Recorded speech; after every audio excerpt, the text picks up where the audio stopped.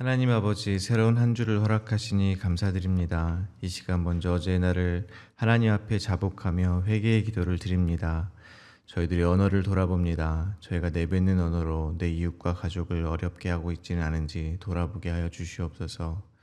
저희들의 언어가 사람을 살리는 언어가 되게 하여 주시옵소서. 감사하는 언어가 되게 하옵소서. 범사의 주님을 인정하는 언어가 되게 하여 주시옵소서. 이 시간 말씀을 전하고 듣습니다. 성령 하나님 인도하여 주시옵소서. 말씀 안에서 살아계신 하나님을 만날 수 있도록 인도하여 주시옵소서. 예수 그리스도의 이름으로 기도하오며, 하늘에 계신 아버지, 오늘 제가 주님의 임재 안에서 살고 주님을 더욱더 기쁘시게 하기를 기도합니다. 주 예수님, 오늘 제가 저의 십자가를 지고 주님을 따르기를 기도합니다. 성령님, 오늘 성령님이 저를 충만하게 채워주시고 성령의 열매, 사랑과 희락과 화평과 오래 참음과 자비와 양성과 충성과 온유와 절제가 제 삶 속에서 익어갈 수 있도록 해 주시기를 기도합니다. 아멘. 말씀을 나누겠습니다. 오늘 저희들에게 주신 하나님의 말씀은 느헤미야 2장 1절에서 10절까지 말씀입니다. 저 여러분이 한 절씩 교독하겠습니다. 아닥사스다 왕 제20년 니산월에 왕 앞에 포도주가 있기로 내가 그 포도주를 왕에게 드렸는데 이전에는 내가 왕 앞에서 수심이 없었더니 왕이 내게 이르시되 내가 병이 없거늘 어찌하여 얼굴에 수심이 있느냐 이는 필연 내 마음에 근심이 있음이로다 하더라. 그때 내가 크게 두려워하여 왕께 대답하되 왕은 만세수를 하옵소서. 내 조상들의 묘실이 있는 성읍이 이제까지 황폐하고 성문이 불탔사오니 내가 어찌 얼굴에 수심이 없사오리까 하니 왕이 내게 이르시되 그러면 내가 무엇을 원하느냐 하시기로 내가 곧 하늘의 하나님께 묵도하고 왕에게 아뢰되 왕이 만일 좋게 여기시고 종이 왕의 목전에서 은혜를 얻었사오면 나를 유다 땅 나의 조상들의 묘실이 있는 성읍에 보내어 그 성을 건축하게 하옵소서 하였는데 그때 왕후도 왕 곁에 앉아 있었더라. 왕이 내게 이르시되 내가 몇 날에 다녀올 길이며 어느 때에 돌아오겠느냐 하고 왕이 나를 보내기를 좋게 여기시기로 내가 기한을 정하고 내가 또 왕에게 아뢰되 왕이 만일 좋게 여기시거든 강 서쪽 총독들에게 내리시는 조서를 내게 주사 그들이 나를 용납하여 유다에 들어가기까지 통과하게 하시고 또 왕의 삼림 감독 아삽에게 조서를 내리사 그가 성전에 속한 영문의 문과 성곽과 내가 들어갈 집을 위하여 들보로 쓸 제목을 내게 주게 하옵소서 하매 내 하나님의 선한 손이 나를 도우심으로 왕이 허락하고 군대 장관과 마병을 보내어 나와 함께 하게 하시기로 내가 강 서쪽에 있는 총독들에게 이르러 왕의 조서를 전하였더니 호론 사람 산발랏과 종이었던 암몬 사람 도비아가 이스라엘 자손을 흥왕하게 하려는 사람이 왔다 함을 듣고 심히 근심하더라. 아멘. 느헤미야는 형제들 가운데 한 사람인 하나니가 두어 사람과 함께 유다에서 왔을 때 예루살렘의 소식을 들었습니다. 하나니는 예루살렘에 남아있는 자들이 환난을 당하고 능욕을 받으며 예루살렘 성은 허물어지고 성문은 불에 탔다는 소식을 전해 주었습니다. 이에 느헤미야는 옛적에 주께서 주의 종 모세에게 명령하여 이르신 말씀에 의지하여 민족을 위해 기도하였습니다. 오늘 본문에서는 느헤미야가 아닥사스다 왕에게 예루살렘으로 돌아가 성을 건축하게 해달라고 청원하고 있습니다. 오늘 본문은 크게 세 문맥으로 나누어 묵상하도록 하겠습니다. 첫 번째 문맥입니다. 첫 번째 문맥은 1절부터 3절입니다. 아닥사스다 왕은 수심이 가득한 느헤미야에게 어떤 근심이 있는지 묻습니다. 두 번째 문맥입니다. 두 번째 문맥은 4절부터 8절입니다. 느헤미야는 왕에게 유다 땅 자신의 열조의 묘실에 있는 성읍에 보내어 그 성을 건축하게 해달라고 요청합니다.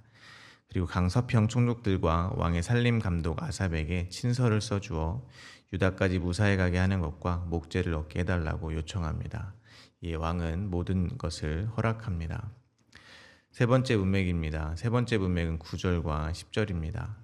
느헤미야는 왕의 명령에 따라 군대 장관과 마병의 호의를 받으며 예루살렘으로 돌아옵니다. 그러나 산발락과 도비아는 근심합니다. 첫 번째 문맥입니다. 먼저 1절입니다.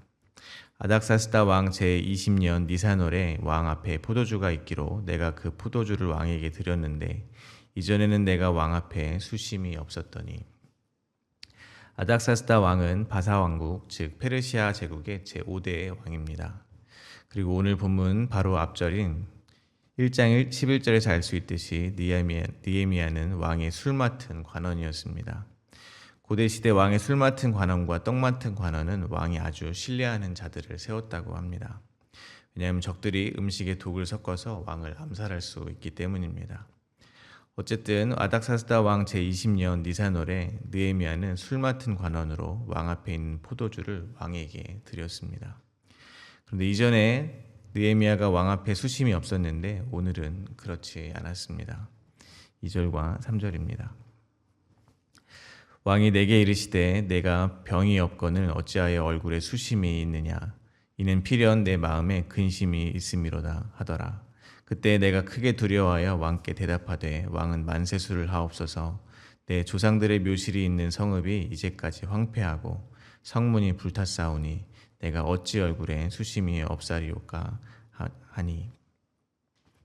1절에 나온 것처럼 지금 이 일이 벌어지고 있는 시점은 니산월입니다. 니산월은 자료에 의하면 지금의 3월이나 4월쯤 된다고 합니다. 느헤미야 1장 1절에 의하면 느헤미야가 하나님 일행에게 예루살렘에 대해서 듣고 앉아서 울고 수일 동안 슬퍼하며 하늘의 하나님 앞에 금식하며 기도한 것은 기슬르월입니다. 기슬르월은 지금의 11월이나 12월이 된다고 합니다. 그러니까 느헤미야가 예루살렘의 형편을 듣고 근심하며 기도만 하고 있었던 시간이 지금 한 4개월쯤 흘렀다는 것을 알 수가 있습니다. 그리고 오늘 술 맡은 관원으로 왕에게 술을 따를 때 수심이 가득한 얼굴을 왕이 보고 무슨 일이 있는지 물어보고 있는 것입니다. 그리고 저희가 계속해서 보겠지만 아닥사스다 왕과의 대화를 기점으로 느헤미야는 예루살렘으로 돌아가 성벽을 재건하게 됩니다. 즉 하나님의 때에 느헤미야의 기도가 이루어지는 것으로 하나님의 뜻이 지금 이루어지고 있다는 것입니다. 제가 왜 하나님의 뜻이 이루어졌다고 표현을 하냐면 느헤미야의 기도가 바로 하나님께서 모세와 맺으신 언약에 근거하여 하나님께 올려드린 기도이기 때문에 그렇습니다. 즉 하나님께서 이스라엘 백성을 하늘 끝까지 흩어버리셨을지라도 그들이 주님께 돌아와 계명을 지켜 행하면 즉 상한 심령으로 하나님께 인자와 긍휼을 구하면 돌아오게 하시겠다는 하나님의 뜻이 지금 이루어지려는 시작점에 있다는 것입니다. 마찬가지로 저희는 느헤미야가 들었을 소식을 들을 수가 있습니다. 때로는 그것은 전 세계적인 기독교에 무너져가는 소식일 수 있습니다. 때로는 한국 기독교의 암담하고 참담한 소식일 수가 있습니다. 때로는 갈등이 끊이지 않는 교회 공동체의 소식일 수 있습니다. 또 때로는 나 자신의 무너진 예배와 성도로서의 삶일 수 있습니다. 그때 저희가 해야 하는 일은 얼마가 걸릴지 모르지만 하늘의 하나님 여호와 크고 두려우신 하나님께 올려드리는 진정한 회개와 회복에 대한 간구라는 것입니다. 그러나 단기간에 눈에 보이는 회복이 일어나지 않을 수 있습니다. 오늘 본문과 같이 4개월이 걸릴지도 아니면 4년이 걸릴지도 모릅니다. 그러나 진심으로 회개하는 이에게 회복을 약속하신 하나님 아버지의 약속을 믿고 기도하기를 멈추지 않아야 할 것입니다. 그러하면 반드시 하나님께서는 저희들의 기도를 사용하셔서 이 땅에 하나님의 뜻을 이루어 가실 것입니다. 또 한 가지 첫 번째 문맥을 통해서 얻을 수 있는 교훈은 사람이 마음으로 자기의 길을 계획한다 할지라도 그 걸음을 인도하시는 분은 여호와 하나님이라는 사실입니다. 느헤미야가 울며 슬퍼하며 하나님 앞에 금식하며 기도하던, 다시 말하면 막연하기만 한 예루살렘의 회복을 생각하던 4개월의 시간 동안 그의 마음이 어떠했을지 저희는 어렵지 않게 상상할 수가 있습니다. 왜냐하면 저희는 모두 그러한 경험이 있기 때문입니다. 그 어디에도 완벽하게 기도 응답을 확신하면서 기도할 수 있는 사람은 아마 없을 것입니다. 그 사안이 긴급하고 심각할수록 기도를 해도 저희들의 불안은 사라지지가 않는다는 것입니다. 오늘 본문에서 알 수 있듯이 느헤미야도 그저 자기의 일을 하는 와중에 숨길 수 없는 얼굴의 수심을 보고 왕이 먼저 말을 건넨 것입니다. 기도하고 응답될 것을 느헤미야가 완벽하게 믿었다면 왜 수심이 가득했겠습니까? 그러므로 저희는 모두 연약한 성정을 가진 사람들일 뿐입니다. 그런데 그렇게 수심 가득히 기도할 수밖에 없었던 느헤미야의 길을 여호와 하나님께서 인도하셨다는 것입니다. 조금 엉뚱한 생각 같아 보이지만 저는 기독교인들이 담대함이라는 어떤 부담에서 조금은 가벼워졌으면 좋겠다는 생각을 하게 됩니다. 저희는 보통 어떤 일을 위해서 간절히 기도할 때 특히 그 일이 자기의 정욕을 위한 것이 아니라 하나님의 일이라고 생각될 때는 기도 응답에 대해서 불안하고 근심이 가득하면 안 된다는 강박이 조금 있는 것 같습니다. 그래서 스스로 담대함을 강요하는 경우가 많은 것 같습니다. 그러나 그것보다는 하나님의 일은 하나님께서 반드시 이루어내신다는 어떻게 보면 조금 뻔뻔한 믿음이 있었으면 좋겠습니다. 뒤집어 말하면 하나님께서 응답하시는 기도는 저희가 기도를 할 때 응답될 것을 믿고 불안해하지 않고 근심하지도 않으면서 즉 추호도 의심하지 않고 담대했기 때문에 응답되었다고 여기지 않는 것입니다. 기도의 응답도 저희의 노력이나 정성에 따른 대가가 아니라 모두 하나님의 뜻이라는 것입니다. 그러면 저희는 조금 더 솔직하게 주님께 나아갈 수 있을 것이라고 생각합니다. 기도해 놓고 돌아서서 세상 근심을 다 짊어진 사람처럼 다녀도 괜찮다는 것입니다. 그러니까 속으로는 불안하면서 그러면 믿음 없는 사람처럼 보일까봐 괜찮은 척 연기하지 않아도 된다는 것입니다. 저희는 모두 연약한 성정을 가진 사람이기 때문에 그렇습니다. 그러나 하나님의 일은 하나님의 뜻대로 하나님이 반드시 이루실 것이란 사실은 결코 잊지 마시기를 바랍니다. 그 사실을 믿고 기도하기를 멈추지 않기를 바랍니다. 두 번째 문맥입니다. 조상들의 묘실이 있는 성읍이 이제까지 황폐하고 성문이 불탔사오니 이 어찌 얼굴에 수심이 없을 수 있냐는 느헤미야에게 왕은 묻습니다. 4절입니다. 왕이 내게 이르시되 그러면 내가 무엇을 원하느냐 하시기로 내가 곧 하늘의 하나님께 묵도하고. 수심만 가득하던 느헤미야에게 드디어 기회가 왔습니다. 왕이 무엇을 원하는지 물어보았던 것입니다. 그때 느헤미야는 곧 하늘의 하나님께 묵도합니다. 아주 짧게 기도했다는 것입니다. 저희는 살다 보면 아주 짧은 시간에 무언가 결정해서 대답을 해야 할 때가 있습니다. 그때 저희는 무엇을 해야겠습니까? 하나님께 기도할 수 있다는 것입니다. 하나님께 지혜를 달라고 기도할 수 있습니다. 지금 무슨 말을 해야 할지 기도할 수 있다는 것입니다. 느헤미야가 무슨 기도를 했는지 정확하게 나와 있지는 않습니다. 그러나 제 생각에는 왕이 자기의 요구에 긍정적인 대답을 해달라고 기도했을 것 같습니다. 예전에 고등학교를 다닐 때 교회 수련회에 참석하기 위해서 선생님에게 허락을 받아야 하는 때가 있었습니다. 저는 선생님께 허락을 받으러 가면서 제발 선생님이 허락하게 해주세요라고 기도를 많이 했습니다. 특히 선생님께 말을 건네기 바로 직전에도 속으로 계속해서 기도를 했던 것이 기억이 납니다. 마찬가지로 저는 느헤미야도 그 짧은 시간에 왕의 마음을 움직여달라고 기도했을 것 같습니다. 여기서 저희가 주목할 수 있는 것은 느헤미야의 살아계신 하나님에 대한 이러한 인식인 것 같습니다. 하나님이 마치 살아서 옆에 계신 것 같이 믿고 살지 않는다면 그렇게 기도할 수 없기 때문입니다. 그러면 저희는 하나님을 살아계신 하나님으로 여기고 살고 있는지 아니면 교회 안에 전시되어 있는 그래서 필요할 때만 교회에 와서 소원을 비는 그런 불상 같은 하나님으로 여기고 살고 있지는 않은지 돌아보게 되기를 바랍니다. 하나님은 살아계십니다. 언제 어디서나 저희의 신음소리를 듣고 계십니다. 그것을 믿고 늘 기도하시며 늘 하나님과 더욱 친밀한 신앙생활을 하게 되시기를 간절히 바랍니다. 하늘의 하나님께 묵도한 느헤미야는 왕에게 말합니다. 5절과 6절입니다. 왕에게 아뢰되 왕이 만일 좋게 여기시고 종이 왕의 목전에서 은혜를 얻었사오면 나를 유다 땅 나의 조상들의 묘실이 있는 성읍에 보내어 그 성을 건축하게 하옵소서 하였는데 그때 왕후도 왕 곁에 앉아 있었더라. 왕이 내게 이르시되 내가 몇 날에 다녀올 길이며 어느 때에 돌아오겠느냐 하고 왕이 나를 보내시기를 좋게 여기시기로 내가 기한을 정하고. 느헤미야는 하늘의 하나님께 묵도하고 왕에게 유다 땅 나의 조상들의 묘실이 있는 성읍 즉 예루살렘에 자신을 보내달라고 요청합니다. 이 하나님께서는 왕의 마음을 움직이셨습니다. 왕은 느헤미야의 말을 좋게 여겼습니다. 그 자리에는 왕후도 함께 앉아 있었습니다. 자료에 의하면 이는 공적인 자리가 아니라 사적인 자리였음을 암시한다고 합니다. 다르게 표현하면 왕과 느헤미야의 사이가 꽤 가까웠다는 말이 될 것입니다. 이를 뒷받침하듯 왕은 어느 때에 돌아올 것인지를 묻습니다. 이 말 속에는 느헤미야를 떠나보내는 것에 대한 왕의 아쉬움이 묻어 있습니다. 앞서 말씀드린 대로 왕의 술 맡은 관원은 왕이 매우 신뢰하는 사람입니다. 느헤미야가 포로 신부님에도 불구하고 이렇게 왕의 신뢰를 받는 자리에 가게 된 것은 그가 그만큼 성실하게 자기에게 주어진 삶을 살아냈다는 의미가 될 것입니다. 마찬가지로 성도들은 그 삶이 포로 잡힌 자의 삶이든 자유자의 삶이든 자기의 삶을 성실하게 살아내야 된다는 것입니다. 왜 그렇겠습니까? 그것이 곧 여호와를 경외하는 일이기 때문입니다. 여호와를 경외한다는 것은 궁극적으로 여호와 하나님의 주권을 인정하는 것입니다.